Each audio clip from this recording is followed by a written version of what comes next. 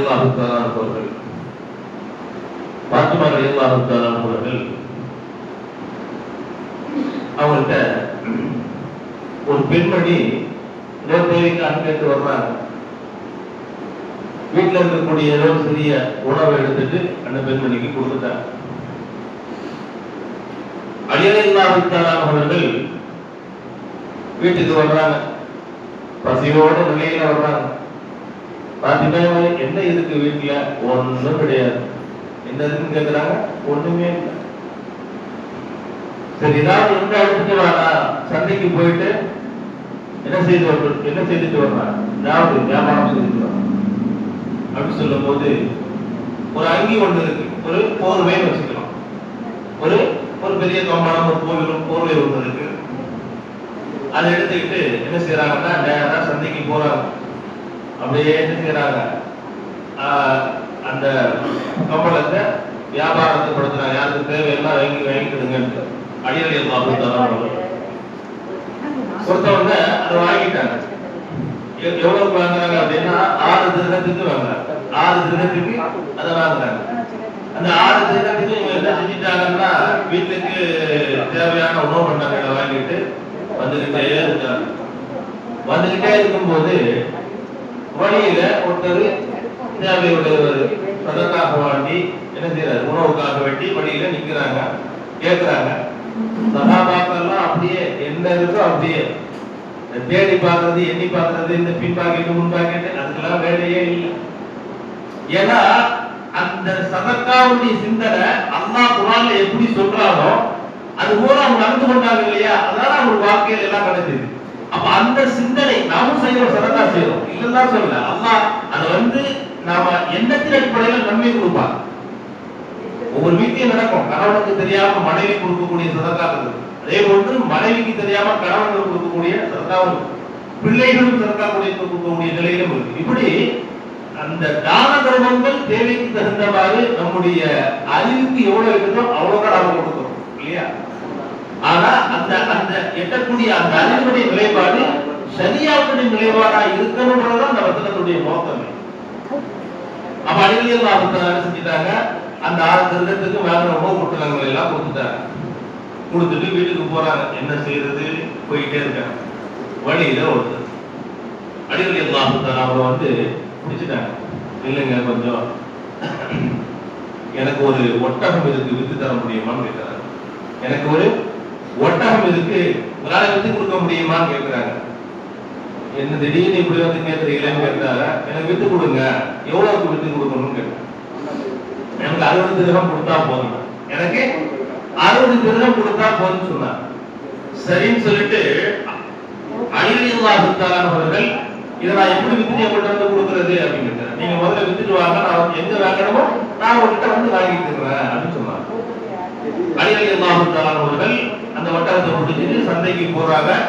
எப்படி வியாபாரம் பண்றாங்கன்னா இந்த ஒட்டகத்தினுடைய ஒரிஜினல் ரேட் எவ்வளவு, 60 திரகம்.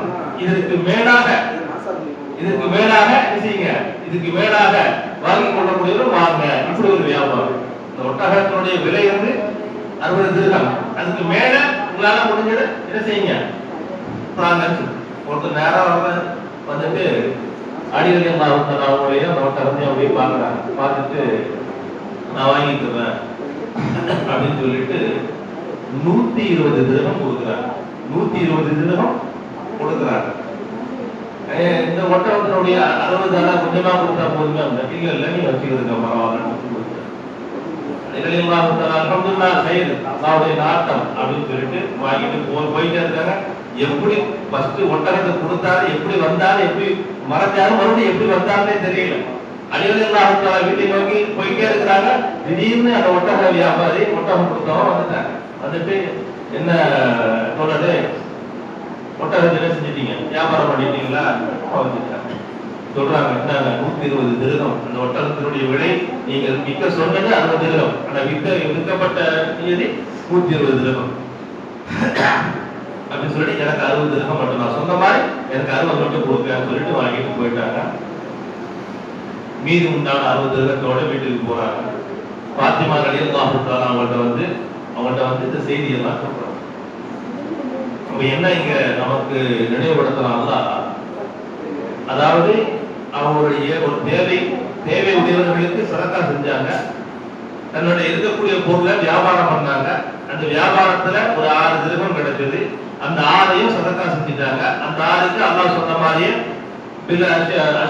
பஞ்சாபில் ஹசரத்தி பரபாசுர அம்தாலிகா ஒன்றை போல 10 அல்லாஹ் செஞ்சுட்டா. நீங்க 60 திரகம் வியாபாரம் செஞ்சு 6 திரகம் சதக்கா கொடுத்தீங்க. உங்களுக்கு 10 60 மாத்திட்டாங்க. இது அப்படியே பாத்திமா ரலியல்லாஹு தஆலா அவங்க வீட்டுல சொல்றாங்க.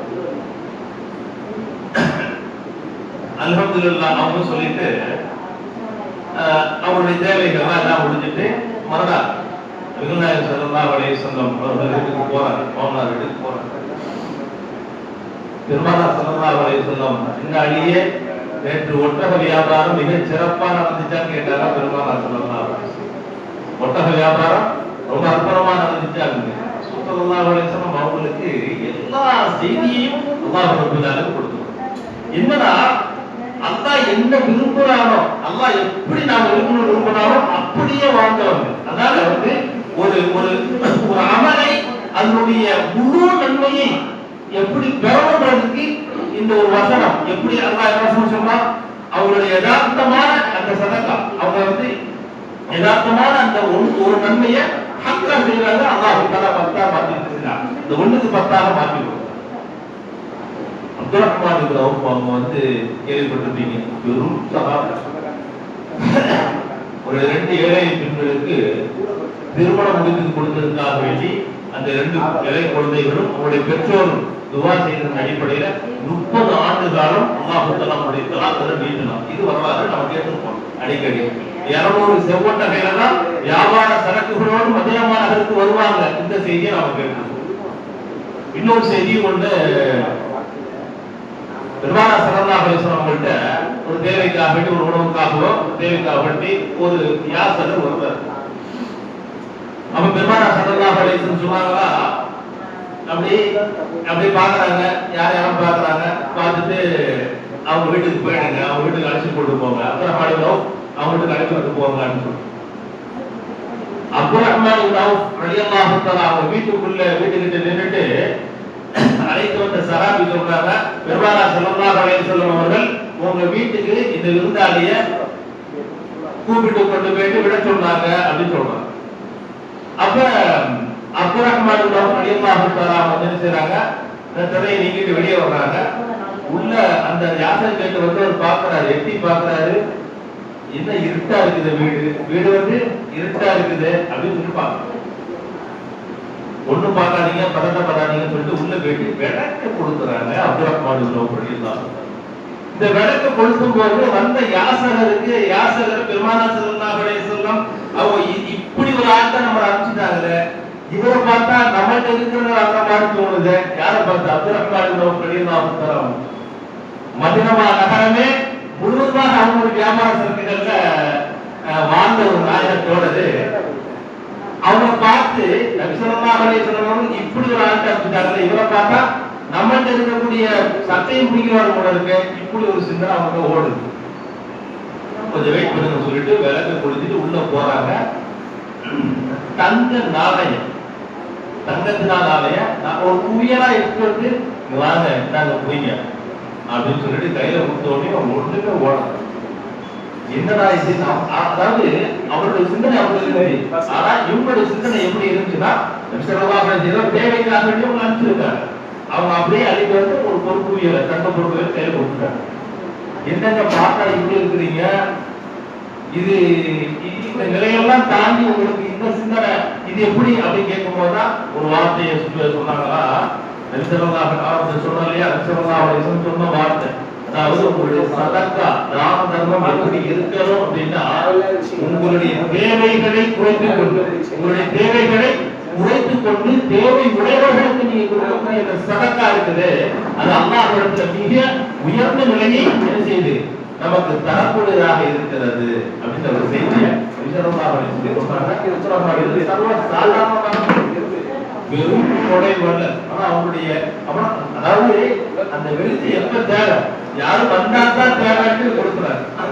அப்படி ஒரு தர்பியத்தான வாழ்க்கையை வாழ்ந்தவர்கள் சஹாபாக்கள். அப்ப அந்த வசனத்தை அல்லாஹ் நமக்கு நமக்கு நினைவூட்டக்கூடிய விஷயம் இதுதான்.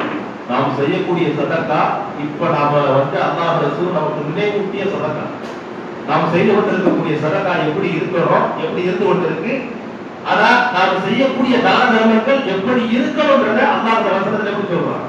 அப்ப அந்த மாதிரி இஹ்லாஸான முறையில நாம கொடுக்கின்ற பொழுது ஒவ்வொன்றையும் அது சதக்காவாக இருக்கலாம் அல்லது நன்மையாக இருக்கலாம். அல்லாஹ் தஆலா அதை 10 மடங்காக மாற்றி தருவதற்கு வாக்குறுதி கொடுத்திருக்கிறார். அவர் கொடுத்த வாக்கையும் சஹாபாக்கள் அவர்கள் அதை ஏற்று நடந்துகிறார், அவர்களுக்கு அதை நிறைவேற்றியும் கொடுத்தார் அப்படின்ற செய்தியை அப்படின்ற ஒரு படிப்படையை அல்லாஹ் இருக்கிறார். இந்த வசனத்துல நினைவு